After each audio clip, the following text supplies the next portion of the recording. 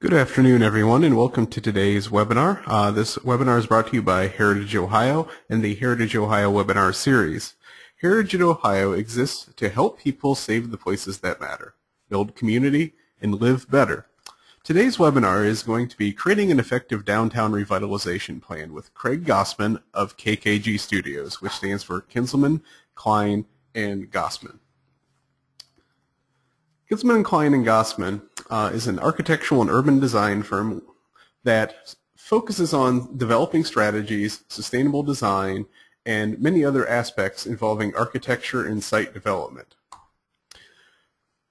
Kinsman, Klein, and Gozman have worked on several projects throughout the country, including Ohio, Indiana, Kentucky, as well as Florida, Illinois, Louisiana, Michigan, New Mexico, North Carolina, South Carolina, Pennsylvania, Texas, and Utah. They have locations for offices in Indianapolis, Indiana, Columbus, Ohio, and Covington, Kentucky. Today's webinar is going to outline several things about downtown revitalization plans. First off is, why are you going to create a plan? Second is, what should the plan contain? Third, plan components to be reviewed. Fourth, we're going to go over detailed elements of these plans, and finally we'll get to your questions and answers at the end of today. And without further ado, I will turn it over to Craig Gossman. Maybe what we can talk about for a second about what a downtown plan cannot do. A downtown plan cannot provide leadership. It cannot bring to the community those that need to rise to the occasion to embrace planning initiatives such as this and advance that planning initiative into implementation and reality. It can't really organize the community.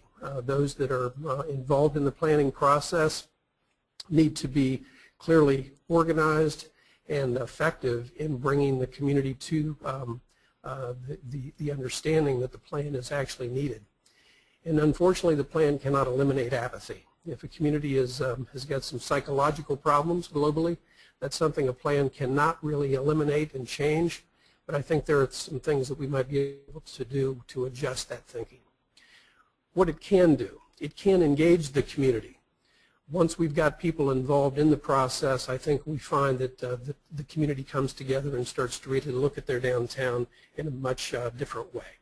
It can change those attitudes that we talked about. I think it can instill pride into the downtown and let everyone become owners of downtown. We've heard it time and time again in the Main Street approach that downtown is not just for the property owners within the downtown. It really reaches beyond the boundaries of downtown and includes every stakeholder and community interest in that area. The plan can articulate the future and the process to get there. And I think that most importantly, at the end of the day, it can inspire leadership. It can perhaps change the opinions of what leadership has as it relates to its community and starts to really focus downtown on a downtown first kind of basis. Talk for a moment about what the plan should contain. I think that before we look at the component parts, what should it actually provide us? Well, it should lay out a bold yet flexible vision for the future.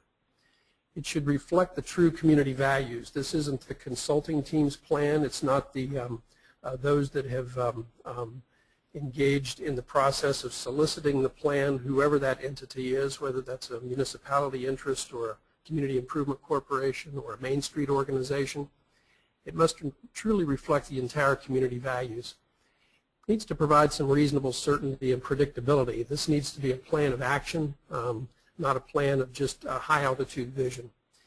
These days it certainly needs to promote sustainability, and that's certainly economic and social as well as the environmental. And it should indicate quantity and quality of development.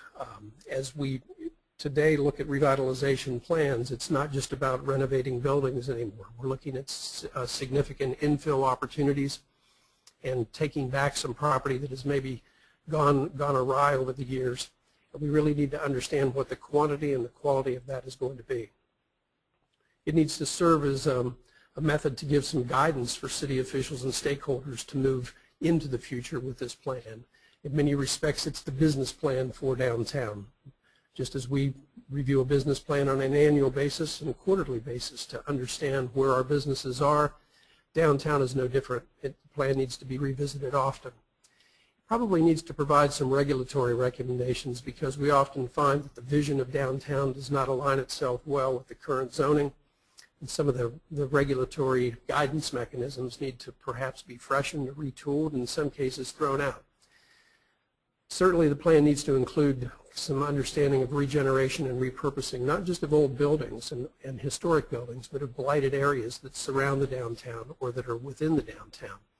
Land uses that have gone awry, land uses that no longer reflect what the true urban center and character should be. And certainly preserving historic character and urban fabric, which is really the backbone of every community's personality. This is the true DNA of a community, and we need to make sure that we're celebrating that, not turning our back on it. And of course then there's the appropriate implementation time frame and how to move through the sequence to gain access to the future with what that plan is going to represent. Talk for a moment about plan components. I don't think this is anything revolutionary. I think folks like ourselves that perform this kind of work from time to time and from town to town, we kind of tell this story maybe a little differently, but each one of us, I think, that are involved in the redevelopment of downtowns and creating revitalization plans go through a series of steps. In our instance, we kind of call the first step reconnaissance, really looking into what the characters are, what the physical representation is about the community, what the market is. We're going to move into a creative visioning process or step on the heels of that, where we start to engage the community into some thinking and let us confirm some of the findings that we've encountered. We're then going to move into a plan refinement and documentation phase of the work, and from that we're going to develop some action strategies and identify some implementation efforts that can fall into the implementation phase.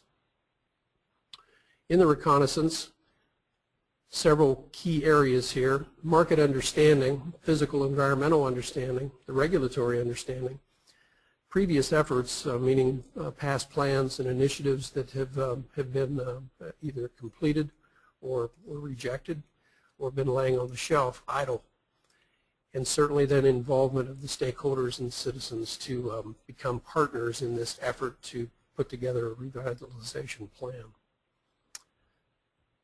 On the market understanding component, the demographics become critical to, at the end of the day, on where we're going to focus our attention on a revitalization effort.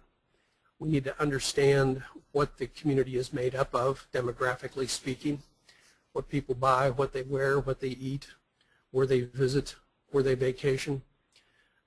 We need to understand what those characteristics and tendencies are, so that we can then perhaps better tailor our efforts into downtown for redevelopment opportunities and for creating tenanting strategies and so forth.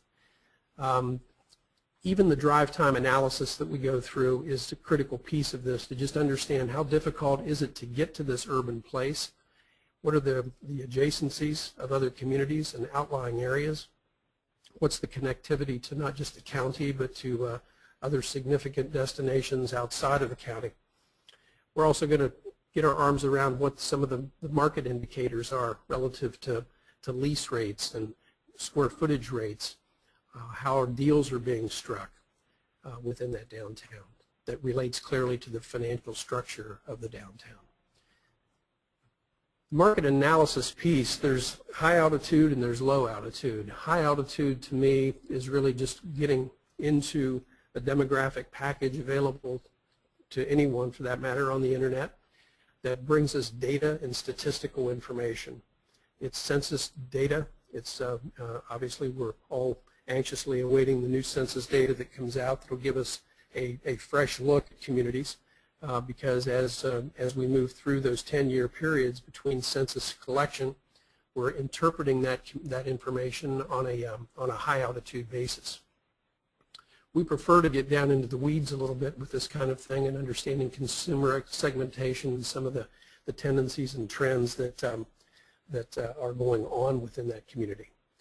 I mentioned drive time analysis and kind of the regional and economic context of the area, because it's important for us to understand what the competition is. Where are people sending their dollars now? Where are they making their purchases? Where are they commuting to? What can we learn from that? How can we apply that information to what we're trying to accomplish downtown? When we get into understanding competitive choices that consumers are making today, it really starts to tell us a story about why we are where we are within the downtown. Have we stayed current with those kind of those choices that people are making about their consumer needs? Have we let the local shopping mall or the strip center or the commercial corridor that's probably leaving one of the corridors from our town to the surrounding towns, have we really transferred the businessing and the consumer purchasing power to those corridors? How do we not get it back, but how do we reinvent ourselves for the downtown specifically? What can we learn from that, and how can we apply that to downtown? Understanding the various personalities in play of people that are using and frequenting downtown is one thing, but quite frankly, we're probably better with the information about the people that are not frequenting downtown. What can we gain from that information collection? What can we learn from those folks that will give us a reason to retool our downtown and maybe redirect its attention? Skipping over to physical environment understanding as a part of that reconnaissance effort, we really look into the crystal ball here of downtown and look back in time and look forward in time and then do a careful analysis and audit of what the existing conditions are. Oftentimes we are confronted with the idea that downtown, if we're going to do a downtown revitalization plan, that we carve this line in between streets or in between houses or properties, and that becomes the limits of downtown. The definition of downtown is really the center city of that community. And yes, it might be able to be described at the intersection of Main and Main and the surrounding streets that ripple out from that. But at the end of the day, contiguous neighborhoods that are walkable connective tissue into the downtown are just as critical to understanding as the downtown business center itself. So we oftentimes are kind of troubled by that hard line that we have to look at as it relates to a planning initiative, because we really can't help ourselves but to look beyond that line and understand the connectivity into the rest of the community. We are sometimes asked to look at special districting. If it exists currently, is it working? Is it an opportunity perhaps for the future to look at some special overlay or some marketing district, an entertainment district for instance, or to look at a district as a commercial district or a government district or a district around a particular characteristic of that or feature of that area. I think these are all well and good. We have to understand if it's really going to do what we want it to do at the end of the day from a marketing perspective. And it really plays right into the issue of characteristics. What's the built architecture? What's the public works character? How often is it scattered about the town? What's the condition of the streets and sidewalks? How do those connect into the adjacent neighborhoods? And how easy is it to migrate about in downtown? Is parking conveniently located, or is it something that those that live there know about, those that visit have to find? What are the natural features of the downtown? Is there a waterway, whether that's a lakefront or a water, or in some case a river, or in some cases even just a wide creek? What's the topography? Is it challenging to shop downtown because of the fact that we have a lot of sloping streets, thanks to the beautiful rolling hills that the community might reside in? As we go through that regional and physical kind of context analysis, we're really looking to outside of the downtown, and then we're looking in the downtown. As we walk the streets, we're making careful note. We're making note about architecture. We're talking about those conditions of properties. What are the upper story situations in the community? Are they occupied, or have they long been boarded up and closed off? Are there opportunities to look at some adjacent properties that maybe have been lost in time for bad land uses? Is it something that we might be able to recapture? Could we redefine it? Can we reinvent it? The market information that we've collected in the first leg of the reconnaissance will start to tell us something about trends and opportunities and where the downtown might want to go. The physical analysis of that downtown will start to tell us where it might be best situated. How can we use that market information to now start not just looking at tenanting within existing buildings, but are there opportunities to bring new development into downtown that might include uses that we haven't had before? And some of those uses might need more space than what is typically found in a block of existing buildings or in a historic structure. How do we start to look at how to reinvent downtown without compromising the historic integrity of the context?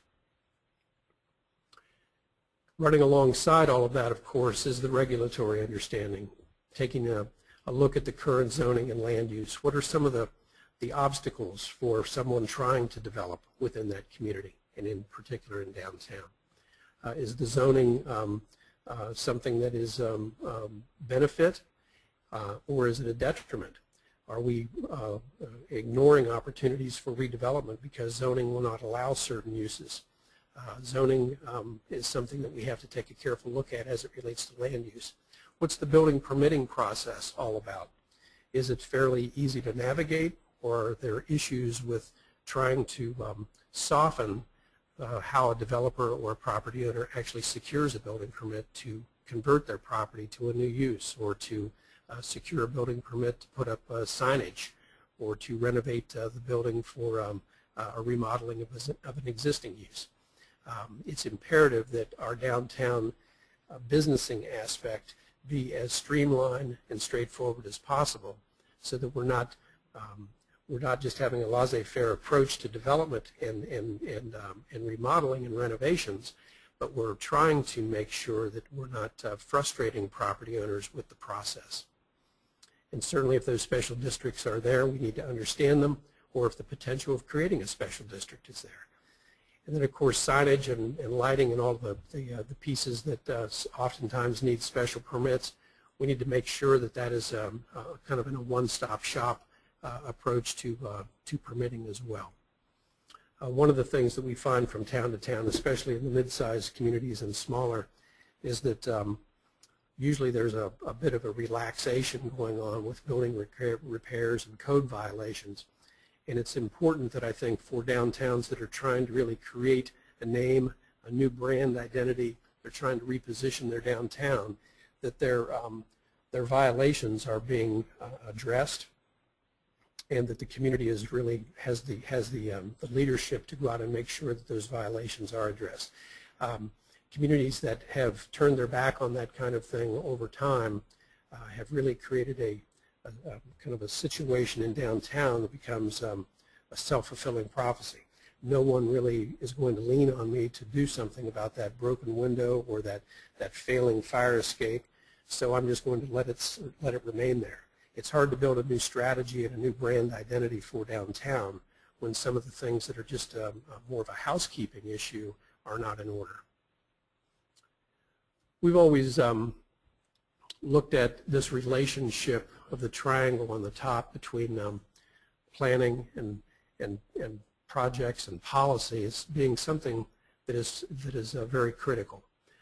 We have seen we've been involved in projects in communities where those involved in the project thought if we can just do this project, it's going to change attitudes and things are going to move in a different direction, positive direction.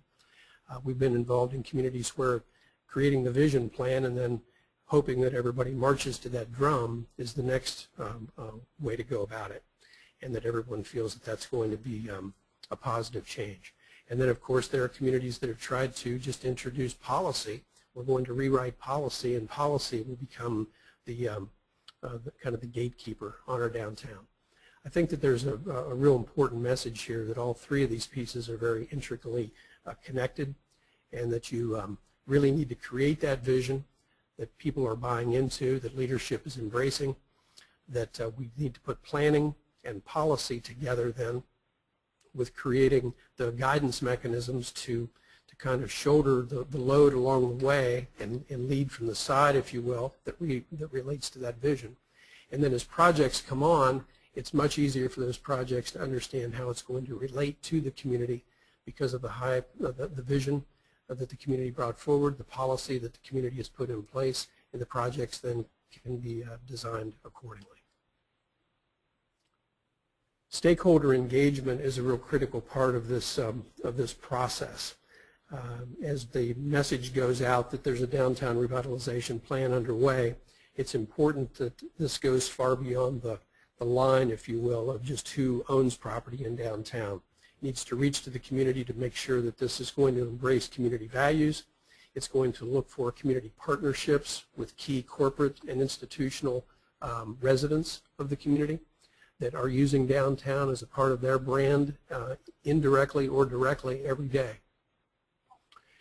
Obviously, in our work, we like to have interviews in group session or group therapy, as we call them, as well as individuals. It's important for us to hear what might not be said in a public forum behind a closed door with someone that has been engaged in that community over time. So gaining access to that information is very critical to our process, and I think it's critical to the success of the plan. We're seeing more and more involvement with social media as it relates to gathering information from the community.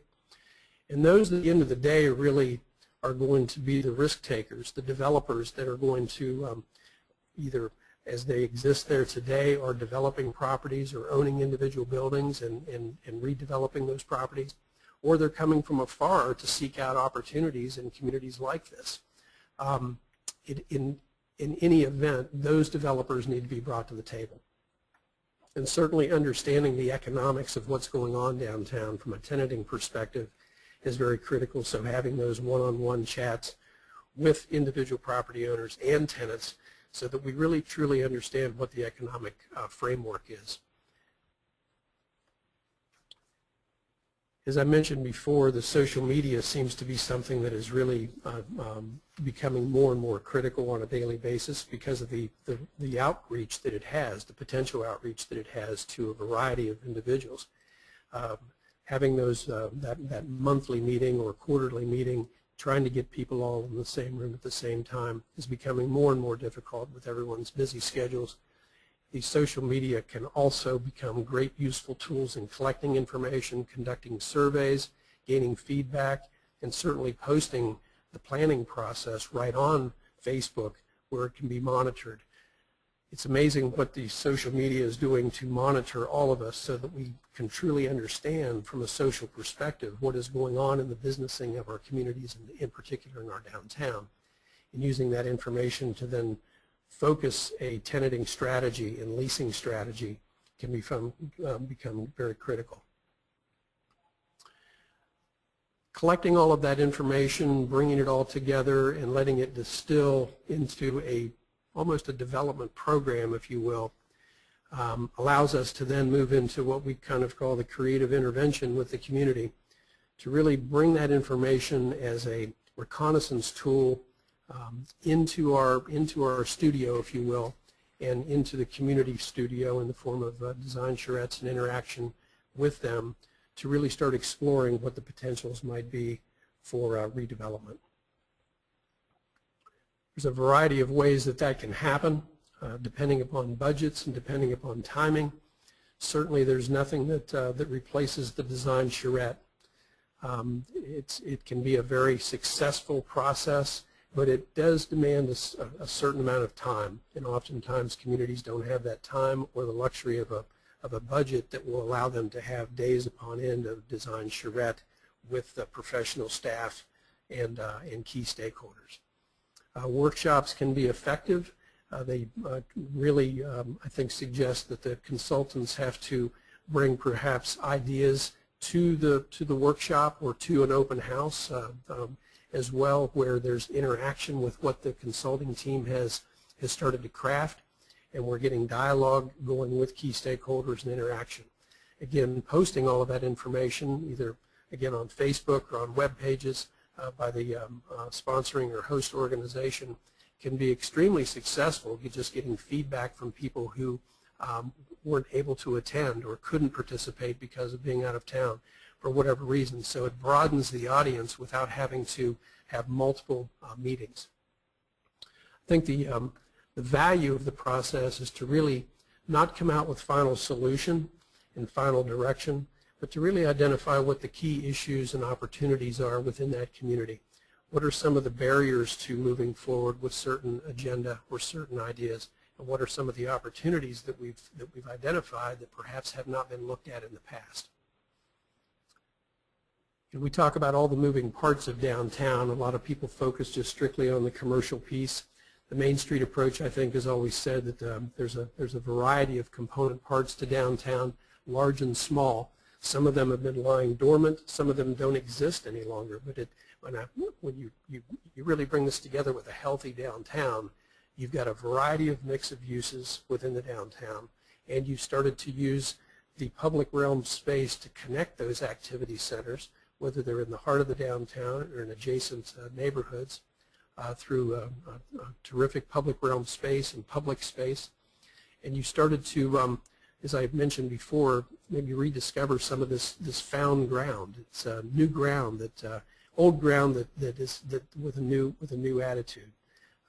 The old foundry that's long been closed, or a rail yard that's been kind of just driven by for 70 years, with people expecting that is always what it will be.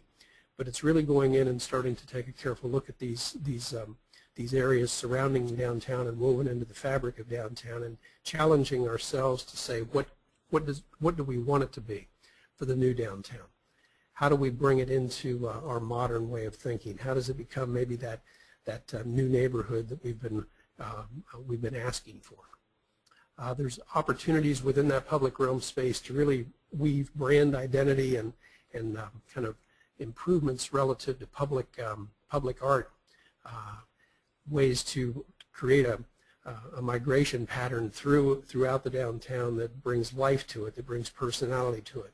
Taking lessons out of the shopping mall manual, taking lessons out of perhaps more metropolitan areas, where downtown becomes a large laboratory of discovery. And those lessons can be applied to small communities as well. And I think obviously identifying catalytic projects through this process is very critical. What are the opportunities to maybe advance a project after the Charrette process has been a success? Who are the key stakeholders, those that are going to step forward, that have the appetite for risk to move into an actual implementation effort?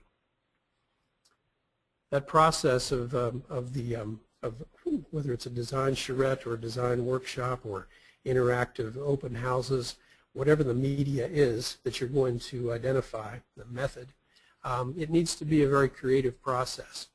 It needs to really look at not just, as we all love to say, the pretty pictures, but getting down into the weeds of how things are going to be financed. Who are going to be the key stakeholders that come in and align themselves with this? Are they the existing property owners? Are they going to perhaps form an alliance or a limited liability corporation, something that they can use as a financing tool and a method to maybe spread the risk across each of them, to start looking at opportunities to become maybe the major development interest within the downtown? Or is it really just the stakeholder, the property owner that has that key piece of real estate downtown that has kind of been laying in the shadows? Maybe it's an absentee landlord that needs to be approached with a new game plan and strategy. Whatever those issues are, whoever those folks are, they have to be brought into the fold here and made leaders and to develop these properties, whether that's open land or individual buildings, so that it really sends a signal to the others that either own property or within that region that this downtown is starting to move towards a revitalization effort. And revitalization is not, in my opinion, something that is a master plan that we craft a plan and we move towards that, and when we're finished, it's finished. It's really more of a moving target. It needs to have that flexibility built in, and it needs to be revisited often, because what might make sense today is going to have to be tweaked tomorrow. And so as we move through this, we have to understand that this is a lifestyle adjustment. It's not a fad diet program. This is something that we're changing our lifestyle on to move forward into the future, so we have to maintain that flexibility. Some of the little things that happen out of those efforts with with the design charrettes and workshops and so forth, also are the little things that are not necessarily the big building or the redevelopment project, but how do we actually just let our downtown become more easily understood? How do we navigate through the downtown? What is the brand name of downtown? What are we actually saying to our visitors that are coming through our community, and how do they navigate from place to place? I think that the wayfinding systems that we've been involved with have brought kind of a renewed interest in downtown, because it starts to provide a heightened design sense to the public realm, especially when complemented with new streetscaping efforts and some of the sustainable methodologies underway today.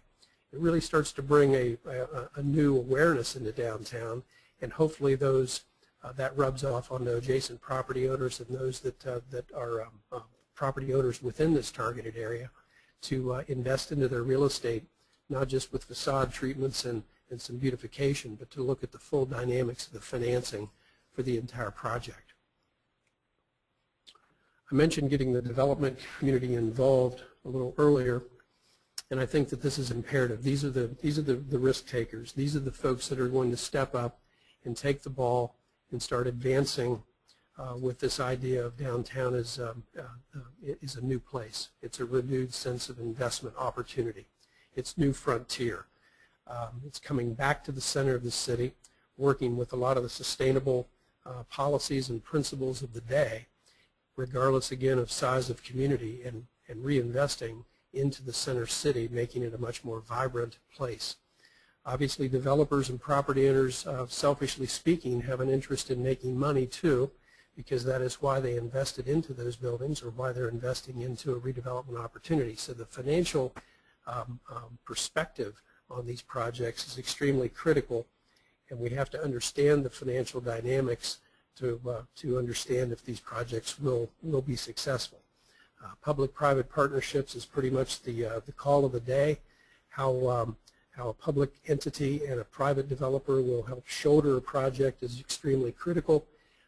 We're not seeing many private developers coming into downtowns today solely on their own and creating these redevelopment opportunities.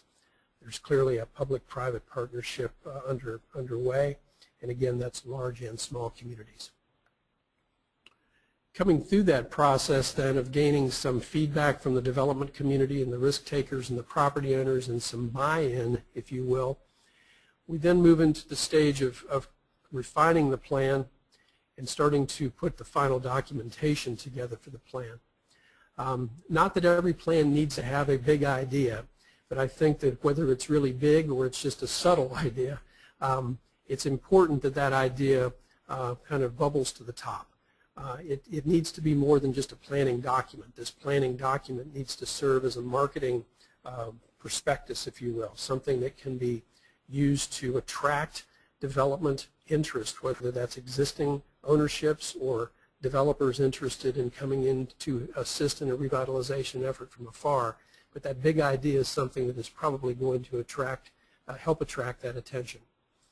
Certainly we've used the Main Street approach as a terrific organizational tool for our documents, and I think it just makes sense. The four-point approach is a nice, easy way for a community to start to organize itself and organize its planning approach and organize how it monitors and measures successes in the future of the plan. We're probably at this stage going to get into a bit of the development metrics. What are the actual numbers and what do they need to be for a project to be successful?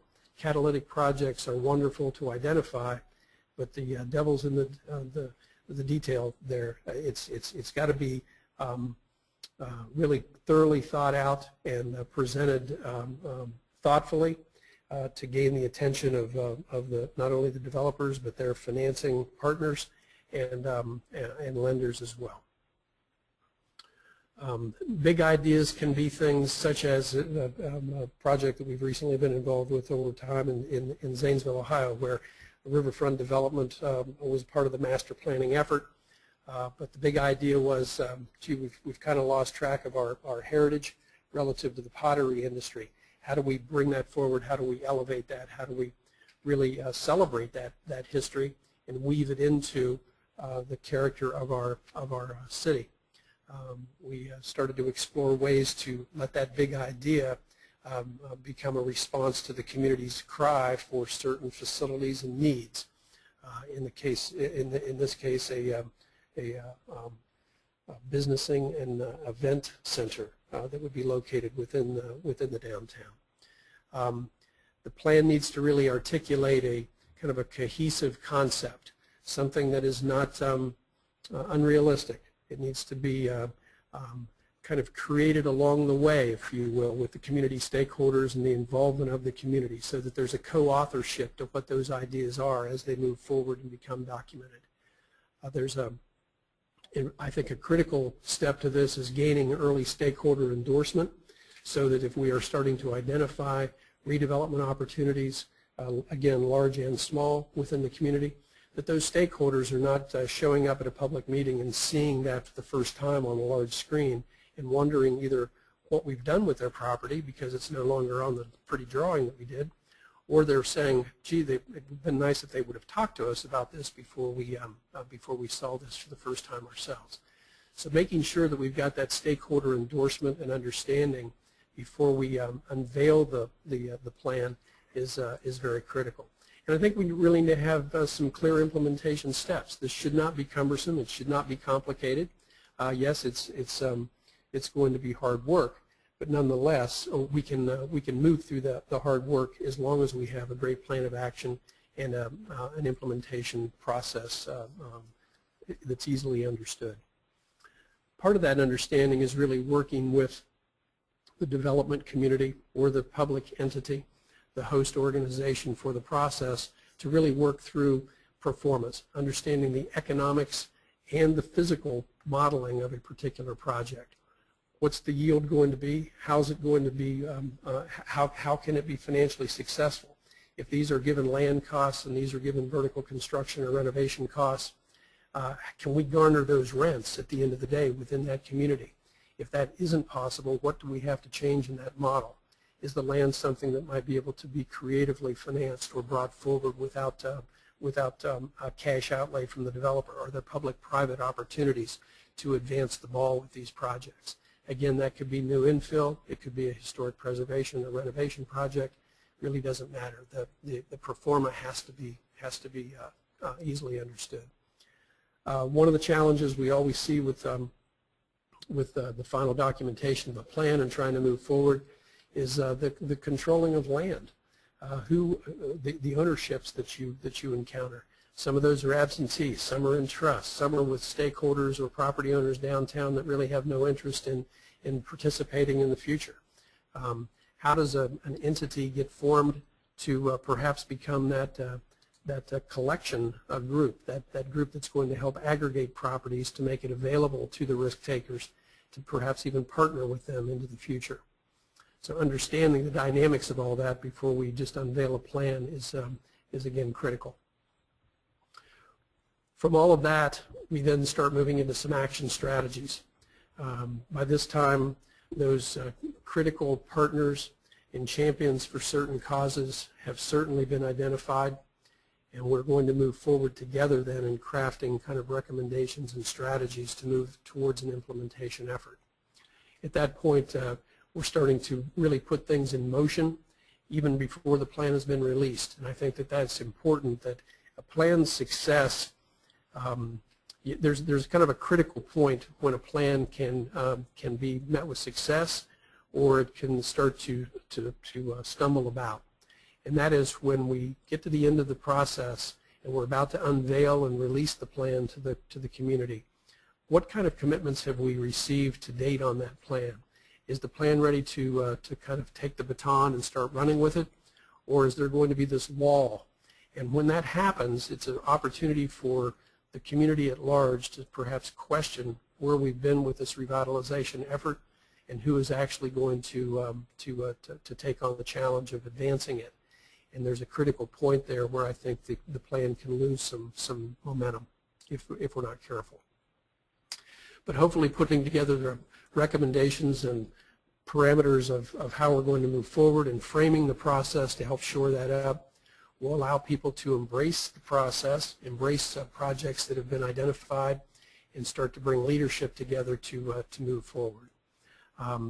In the case of Findlay, Ohio, where we've been involved, we've seen this time and time again, a downtown plan that was embraced by the local leadership, immediately moving to some key building renovations downtown, and over a 10-year period of time has led to millions of dollars of reinvestment into downtown, both in the public and private realm, and now lately trying to even deal with the floodway mitigation efforts along the Blanchard River, which, as many of you know, have experienced. Findlay's really experienced some biblical floods in the last 3 to 4 years.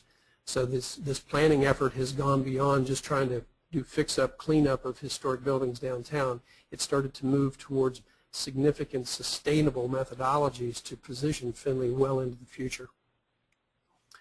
The implementation phase, which is really that stage when the private sector is going to have to step up and start to craft those public-private partnerships with the local municipality and initiative to move these projects forward.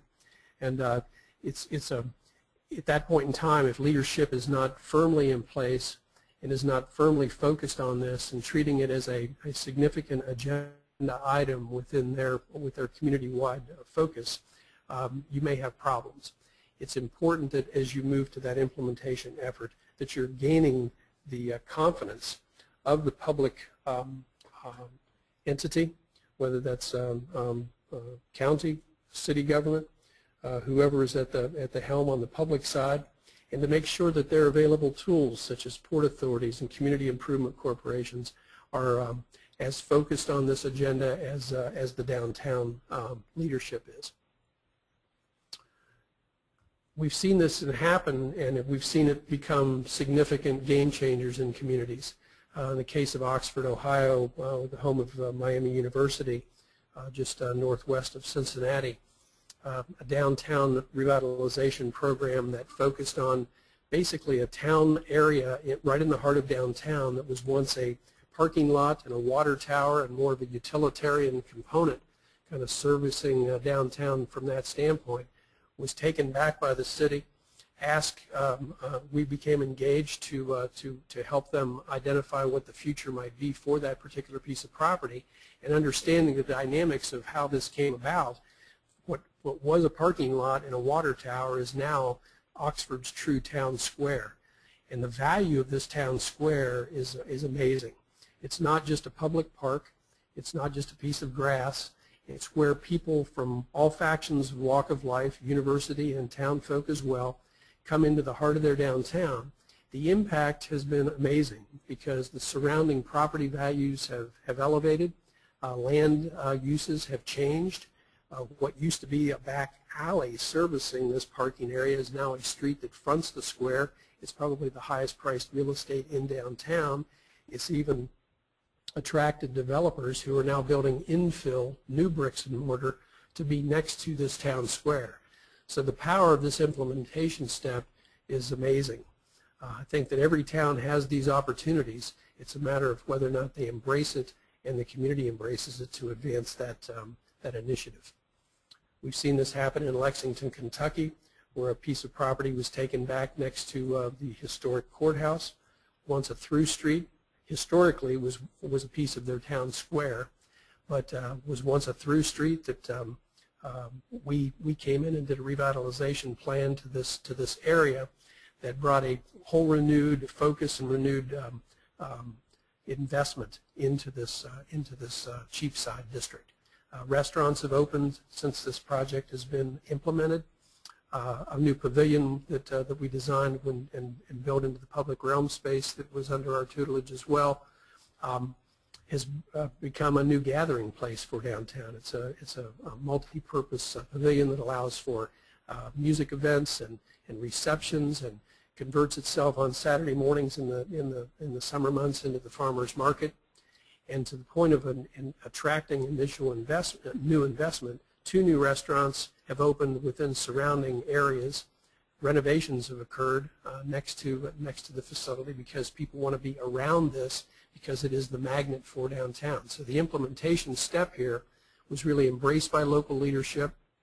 embraced by the private sector, and the implementation that has really garnered for downtown Lexington a wonderful new destination. That work has also then kind of rippled out into the surrounding streets, where sustainable methods of stormwater management and streetscaping efforts have brought a renewed interest into downtown and a renewed focus on tenanting within downtown. Connecting that into some of the corporate, thinking of that model in your own town, how can you start to reach towards the corporate partnerships and the other partners within the town, institutionally or otherwise, that might be able to become partners with this and literally become a linkage system within the downtown. Another project in Montgomery, Ohio that I won't go into detail on, but again, a recaptured piece of found ground in downtown that today has a complete new infill development on it, reflecting its historic past in Montgomery, architecturally speaking, but providing new vibrant retail destinations to the city of Montgomery. In summary, I think there's a couple of things that I'd just like to touch on here briefly, and I know we're quickly running out of time. That when you're considering the revitalization plan, certainly budgets have a lot to do with this, and it's one of those things that every community has to come to terms with itself. But if in a basic revitalization plan, to be effective, I think you need clear market understanding, and that's more than just high altitude demographics, but it certainly doesn't have to be in-depth market analysis. I think that you need to have high and low altitude physical analysis so that you really understand the urban fabric and everything that goes within it. What are the moving parts, if you will? You have to have a creative community interaction, whether that's charrettes, workshops, focus groups, however that happens, it needs to occur. And the vision needs to be bold yet realistic. And you need to have some reasonable goals and expectations and provide a process for attaining those goals, and certainly an implementation action plan that at least allows you to move forward with an agenda to get things off the ground. Beyond those basics, I think there's a variety of tools. I'm just going to quickly look at these with you on the screen. You can read them, but it's more to do with detailed market understanding, when we really have to have a better understanding of what the market conditions are, when there's confusion within what the market might be offering.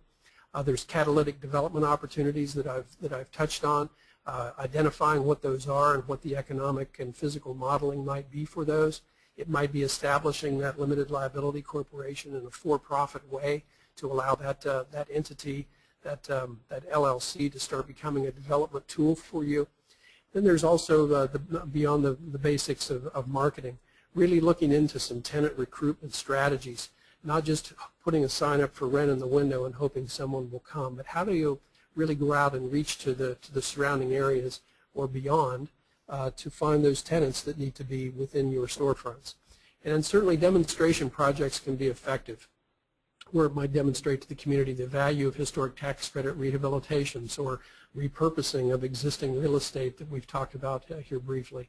It might also be to demonstrate a commitment to sustainability within the community, or to help fill some of those storefronts that are vacant. And then certainly more detailed analysis and implementation on zoning and land use and some of the tools that are out there today, such as form-based code and overlay districts and things of that sort, that might become a part of your future toolkit for managing the process. So we've tried to move through this quickly, and I hope that the sound and everything was to your liking. There are some questions that might be coming in, and we'd be happy to respond to those. But with that, I'm going to come to a close. Thank you, Craig. Once again, please remember to type in your questions and send them to us. We'll be going over those shortly. So any questions you have, even if you have to go off to work now, just please send your questions in, and you can review the video later to get your answers. For those of you who are AICP and AIA members, this does conclude the program for today.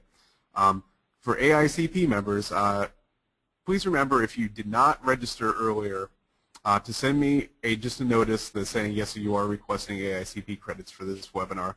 For AIA members that have requested credit or would like to request credit, please remember to send me your AIA member number so I can get your credit recorded for you. And also, if you're requesting a certificate, please let me know for that. Also, Heritage Ohio would like to thank you today for attending our webinar. If you enjoyed today's webinar, please think about becoming a member of Heritage Ohio. Some quick announcements about Heritage Ohio before we get to questions. Heritage Ohio's annual Preservation and Revitalization Conference is coming up in Columbus, Ohio at the Westin Hotel on April 26th, 27th, and 28th at the end of the month. And you can go to our website at www.heritageohio.org to find more information about that. And also on the evening of April 27th, there is going to be the premiere event of 5 special nights, 5 special places. This is a concert event we're hosting. It's going to be featuring the Tony Monaco Trio, which is a jazz and blues trio. Also a Zanesville band called Life After Elvis, which plays many different types of music, including alternative rock, will be present. And the event is going to be hosted by Drew Hastings, a renowned comedian, has appeared on many different specials, including on Comedy Central. So if you're interested in any of those, please again check out our website at www.heritageohio.org. Now we're going to turn it over to Craig and questions. Craig, what is a good estimate of cost on a revitalization plan? Well, that's about like walking into the car dealership and asking what's a car cost. It really does have to do with what the plan needs to include at the end of the day and how detailed that information needs to become to craft that plan. I think that we are seeing a broad spectrum of cost associated with downtown revitalization plans, and some of that has to do also with how engaged the host, our client in particular, can become in helping to help craft the plan. In other words, if a lot of the housekeeping components of a plan can be gathered by those folks and delivered to us, where we can focus our attention on perhaps the creative and the interpretive pieces of the plan, we can help a community hold down costs. But I think to really truly have an effective plan that you can take to the street and be confident in, you're probably looking at a minimum range on that basics that I put up on the screen, a minimum range starting at about $70,000. I think as it moves into beyond the basics and starts to get into some of the more tailored agenda items in the implementation and trying to identify catalytic development opportunities and so forth, that can start pushing to $150,000 depending upon the size of the community and what the expectations are. So again, I apologize for the broad range, but it really does have to do with what all is going to be included in that planning initiative. And another listener has a question on, you mentioned community reinvestment corps and CICs as private partnership entities to help develop or act as developers. At what scale or size of city projects do you see that these are going to be most effective? Quite honestly, I don't think size has a lot to do with it, depending upon the perspective from the community. I would say this about any pooled economic resources from a community, whether that's large or small. The returns on that investment, there must be some patience with that. This is not the highest invest yield out there from an investment perspective. There's high risk involved. Those that are stepping up to the table need to understand that. But with the rules all understood, I think that community size it really has nothing to do with it. Project size, it could be something as simple as a historic project, historic redevelopment, using the ITC as an example, where a handful of investors might come together to share in the tax credit opportunities that project would throw off. In another instance, it might be a pool of 10, 15, 20 investors. Findlay, Ohio, again, has seen that in the past, where they've got a nice collection of investors who are willing to have a bit of an appetite for risk that would step up and start to invest into their downtown. So the size of the project really isn't as critical as having folks with the right attitude to want to launch something like that. Obviously, we always hear about not-for-profit investment corporations. And there's certain limits to what that tool can provide to you. When it's in a for-profit mode, that community improvement corporation or community reinvestment corporation, to make sure that we know the difference, that's a for-profit, that's a developer. You can call it anything you want, but at the end of the day, that's a collection of folks that are interested in experiencing returns on their investment, and so they're going to be very critical about the projects that they tackle through that. So Craig, when people are starting to undertake a revitalization plan, what kind of time frame are they looking at to complete the entire revitalization plan? We've seen these initiatives, again, depending upon that wish list, if you will, of what one wants to include in the planning effort. We've seen that probably at a minimum of being about 6 months, but typically we're seeing closer to 9 months, and for the larger initiatives, it starts to push 12 months. It really has a lot to do with, again, where we're trying to take the plan, how much detail is being added onto it, and also through the catalytic development opportunities that might be falling out of it. How much of a part of the plan are those projects? We're going to be using the time through the plan to engage those private stakeholders to advance the plan. So the timing, there is a correlation between the timing and the budget, because there's only so much time that you have to invest into these initiatives. But I'm feeling that range is probably anywhere from 6 to on the top end 12, but in the most typically in the 6 to 9 month range. And another person has a question on, from your experience, does a municipal historic district with architectural review and historic standards encourage and facilitate revitalization, or complicate and frustrate it? Well, that's a really interesting question, because to be fair to the community or to the author of those of the district overview mechanisms, you would have to really take a careful look at it. I have seen this, and I'll comment on. I'll come back to the question in a second. I have seen communities that have adopted historic district guidelines from 1978 and have never gone back to adjust them, and they're still working with kind of an antiquated system. And sometimes that does become frustrating, because I don't think it really speaks to I'm going to use the term modern agenda of modern lifestyles and the mixed uses that are happening in downtowns. We have to go beyond just historic standards on architecture. We have to really look at how we're going to reinvent ourselves.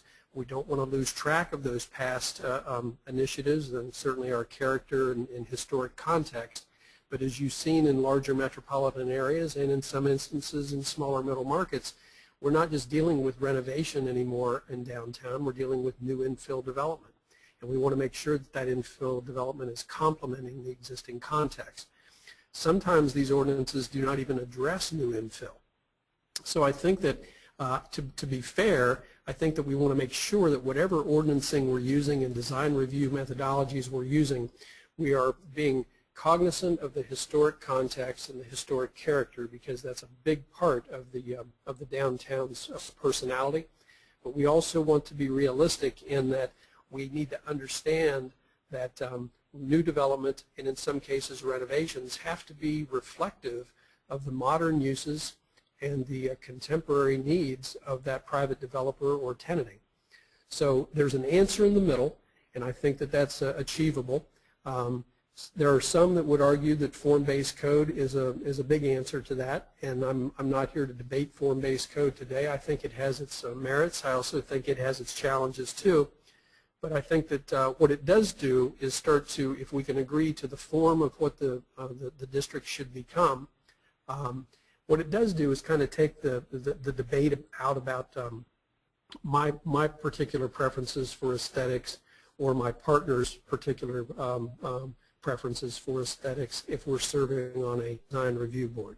I've seen design review boards that go back and forth because they really don't have clear definition as to what is appropriate and inappropriate, and so they debate projects. Meanwhile, developers and tenants and the property owners become deeply frustrated with the process.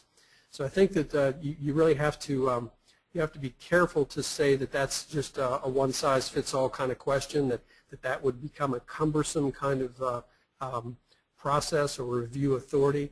I think it really comes down to making sure that you've got a clearly defined process for design review, that you are staying current with demands of tenanting and modern infill development, and that you're not compromising the historic integrity of the context through those guidance mechanisms. And Craig, we have a question on community buy-in and involvement. Do you have any suggestions to increase community buy-in and involvement in the planning process? Well, it varies town to town.